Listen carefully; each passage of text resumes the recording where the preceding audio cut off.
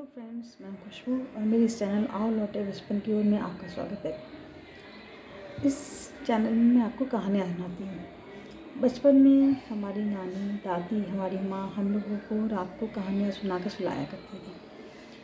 क्योंकि उस समय जॉइंट फैमिली थी, इसलिए हम लोगों ने उसका मज़ा लिया, उस दौर का मज़ा लिया। लेकिन आजकल के बच्चे उस दौर का मज़ा नहीं ले सकते। आजकल लिटरली सब जगह न्यूक्लियर फैमिली होती है, तो बच्चे उन चीज़ों को एंजॉय नहीं कर पाते जो हमने किया है। जो कहानियाँ हमने सुनी हैं वो आजकल के बच्चे टीवी मोबाइल में पड़े रहते हैं। तो हमारे वीर जो भी हमारे पूर्वज हुए हैं उनकी गाथाएं उनको नहीं पता है। इस चैनल के माध्यम से मैं चाहती हूँ कि हमारे पूर्वजों की वीर गाथाएं उनको पता चले हमारे भारतवर्ष में कितने वीर महापुरुष पैदा हुए हैं। जैसे राजा विक्रमादित्य, उसमें मैं राजा विक्रमादित्य की कहानी सुना रही थी। उसमें उनके सिंहासन की 32 पुतली थी।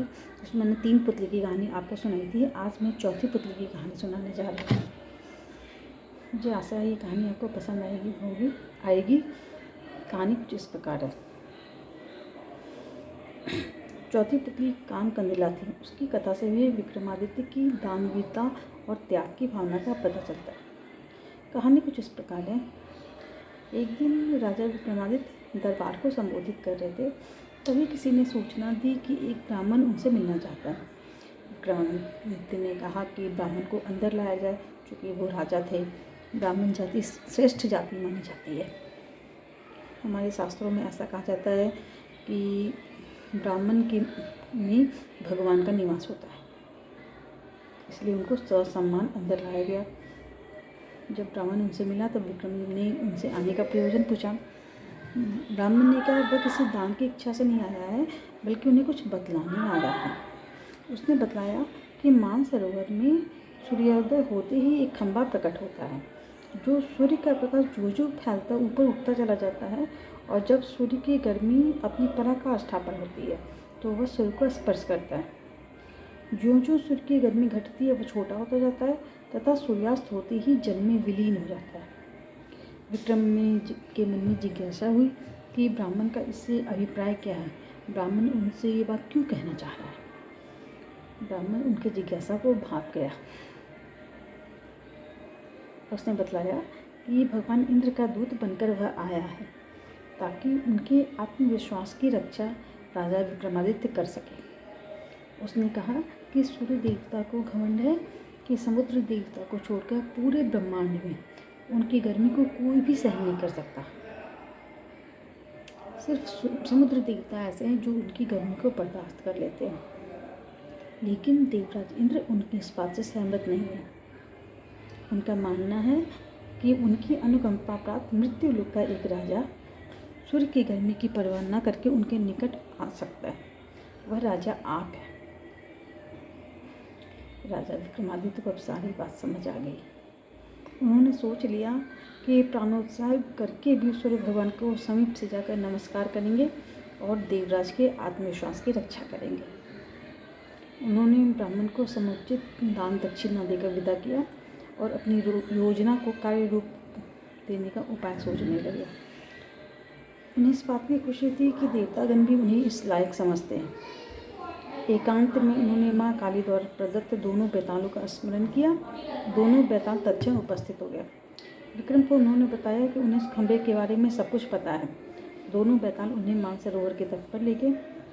रात उन्होंने हरियाली से भरी जगह पर काटी और भोर होते ही उस जगह पर नज़र टिका दी जहाँ से खंभा प्रकट होता है। सूर्य की किरणों ने जो ही मानसरोवर के जल को छुआ, एक खंभा प्रकट हुआ। विक्रम तुरंत तैरकर उस खंभे तक पहुंचे। खंभे पर विक्रम जो ही चढ़े, जल में हलचल हुई और लहरें उठकर विक्रम के पांव छूने लगी।